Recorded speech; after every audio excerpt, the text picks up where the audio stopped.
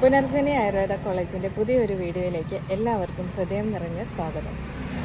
ഇന്നത്തെ ഈ ഒരു വീഡിയോയിൽ പറയുന്നത് കണിക്കൊന്നയെ കുറിച്ചിട്ടാണ്. നമുക്കറിയാം, വിഷുദിനത്തിൽ എല്ലാവരും കണിവെക്കുന്ന കണിക്കൊന്നയ്ക്ക് ആയുർവേദത്തിൽ ഒരുപാട് പ്രത്യേകതകളുണ്ട്. നല്ല ഔഷധ ഗുണമുള്ള ഒരു ചെടിയാണ് കണിക്കൊന്ന എന്നത്. ത്രിദോഷങ്ങൾക്കുള്ള ഏറ്റവും നല്ലൊരു പരിഹാരമാണ്. നമ്മുടെ കേരളത്തിലെ വിഷു ആഘോഷങ്ങളൊക്കെ തീർന്നുവെങ്കിലും റോഡരികിൽ ഇന്നും കണ്ണിന് കുളിർമയേകിക്കൊണ്ട് സ്വർണ്ണവർണ്ണങ്ങൾ നിറച്ചുകൊണ്ട് കൊന്നച്ചെടികൾ നിറയെ പൂക്കളായിട്ട് നിൽക്കുന്നത് നമുക്ക് കാണാം. കണിക്കൊന്നയുടെ പൂവും കണി കണ്ടുകൊണ്ടാണ് കേരളത്തിൽ ആണ്ടുപിറവിയും വിഷുവും ആചരിക്കുന്നത്.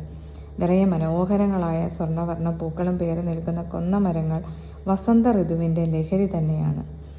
എന്നാൽ ആയുർവേദത്തിൽ വളരെയധികം ഗുണങ്ങളുള്ള ഒരു ചെടി കൂടിയാണ് കണിക്കൊന്ന എന്ന് നമുക്ക് പ്രത്യേകമായിട്ടും പറയേണ്ടിയിരിക്കുന്നു. എന്തൊക്കെയാണ് കണിക്കൊന്ന ഉപയോഗിച്ചിട്ടുള്ള മെഡിസിനുകൾ എന്ന് നമുക്ക് നോക്കാം. വാതം, പിത്തം, കഫം തുടങ്ങിയ ദോഷങ്ങൾക്ക് ഉത്തമ പരിഹാരമാണ് കണിക്കൊന്നയിൽ നിന്നുള്ള മരുന്ന്.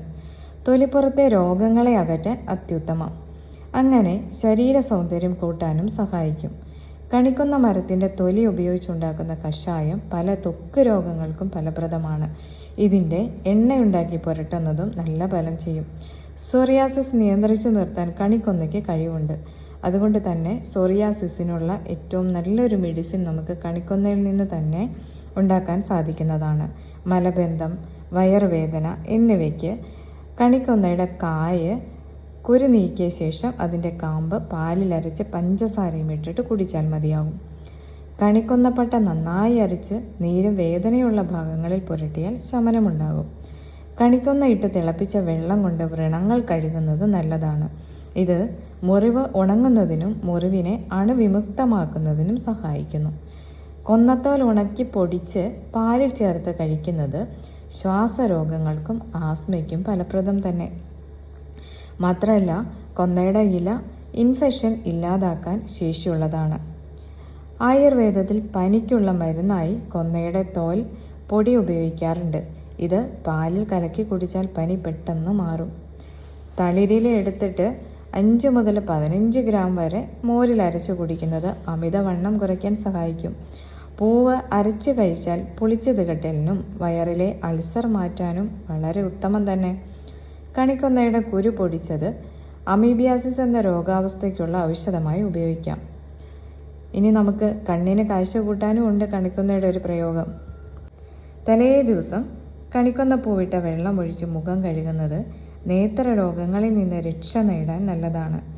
കണിക്കൊന്നയുടെ വേര് ചതച്ച് പാലിൽ ചേർത്ത് സേവിക്കുന്നത് മസ്തിഷ്ക രോഗത്തിനും ഉത്തമം. ത്വക്ക് രോഗങ്ങൾക്ക് ഏറ്റവും നല്ല ഔഷധമാണ് കണിക്കൊന്ന എന്ന് പറഞ്ഞല്ലോ. കണിക്കൊന്നയുടെ ഒരു വിശേഷപ്പെട്ട ഗുണമെന്ന് പറയുന്നത് ചിതലരിക്കാത്ത ഒരു തടി കൂടിയാണ് കണിക്കൊന്ന എന്നതാണ്. അതുകൊണ്ടാണ് സ്കിൻ സംബന്ധമായ രോഗങ്ങൾക്ക് കണിക്കൊന്നയെ തിരഞ്ഞെടുക്കുന്നത്. കണിക്കൊന്നയുടെ പട്ട കഷായം വെച്ച് 30 മില്ലി വീതം രാവിലെയും വൈകിട്ടും പതിവായി കുടിക്കാമെങ്കിൽ എല്ലാത്തരം ത്വക്ക് രോഗങ്ങളും ശമിക്കും. ഇതിൻ്റെ എണ്ണയുണ്ടാക്കി പുറമേ പുരട്ടുകയും ചെയ്യാം. ഇനി കൊന്നത്തൊലി, ചന്ദനം, ത്രിഫലത്തോട്, മുന്തിരിപ്പഴം ഇവ സമം ചേർത്ത് കഷായം വെച്ച് സേവിച്ചാൽ നുരയും പതയുമായിട്ട് ദുർഗന്ധത്തോടുകൂടി മൂത്രം പോകുന്ന അസുഖം പൂർണ്ണമായും ശമിക്കും. ആരകദ്വാദി ഗുണം, കടുകാമലകാദി കഷായം, വസിഷ്ഠരസായനം എന്നിവയിൽ കണിക്കൊന്ന ഒരു പ്രധാന ചേരുവക തന്നെയാണ്. കൊന്നപ്പൂവിൻ്റെ നീരിൽ രക്തചന്ദനം അരച്ചു പുരട്ടിയാൽ വെള്ളപ്പാണ്ട് ശമിക്കും. കൊന്നപ്പൂവ് നാരങ്ങ നീരിൽ അരച്ച് ശരീരത്തിൽ തേച്ചിട്ട് 1 മണിക്കൂർ കഴിഞ്ഞ് കുളിച്ചാൽ ചൊറി, ചിരങ്ങ്, കരപ്പൻ മുതലായ രോഗങ്ങൾ വേഗം ശമിക്കും. കണിക്കൊന്നയുടെ തളിരിലയും ഉള്ളിയും തേനും ചേർത്ത് അരച്ചു പുരട്ടിയാൽ ചുണങ്ങ് മാറും. കണിക്കൊന്നയുടെ തളിരിലയും നാളികേരവും ഉള്ളിയും മറ്റും ചേർത്ത് തോരനുണ്ടാക്കി ഊണിനൊപ്പം കഴിച്ചാൽ മൃദുവിരേചനത്തിന് ഉത്തമമാണ്. കൊന്നയുടെ തൊലി, ചന്ദനം, നെല്ലിക്ക, താന്നിക്ക, കടുക്ക, മുന്തിരിങ്ങ എന്നിവ കഷായം വെച്ച് സേവിച്ചാൽ മൂത്രത്തിലുണ്ടാകുന്ന ദുർഗന്ധം, മൂത്രം പത അതൊക്കെ ശമിക്കുന്നതായിരിക്കും. കൊന്നത്തളിര് അരച്ചുരുട്ടി നെല്ലിക്ക അളവ് പ്രഭാതത്തിൽ സേവിച്ച് ചൂടുവെള്ളം കുടിച്ചാൽ നല്ല ശോധനയുണ്ടാവും. ഇത്രയും ഭംഗിയുള്ള ഈ കൊന്നപ്പൂവിനുമുണ്ട് ഔഷധ ഗുണങ്ങളേറെ. കണിക്കൊന്നയുടെ പൂവ് ഉണക്കി പൊടിച്ച് പാലിൽ സേവിക്കുന്നത് ശരീരശക്തി വർദ്ധിക്കും. ഇനിയുമുണ്ട് ഒരുപാട് ഗുണങ്ങൾ. ഒരുപാട് കാര്യങ്ങൾ പറഞ്ഞിട്ടുണ്ടെങ്കിൽ എല്ലാം കൂടി ഒന്നും നമുക്ക് ഓർത്ത് വയ്ക്കാൻ പറ്റില്ല. മാത്രമല്ല നമ്മുടെ വീഡിയോയൊന്നും മുഴുവനായിട്ട് കേൾക്കാനോ അല്ലെങ്കിൽ അത് മനസ്സിലാക്കാനോ ഒന്നും ഇന്നത്തെ കാലത്ത് ആരും അങ്ങനെ മെനക്കെടാറില്ല എന്നത് വളരെ വേദനാജനകമായ യാഥാർത്ഥ്യമാണ്.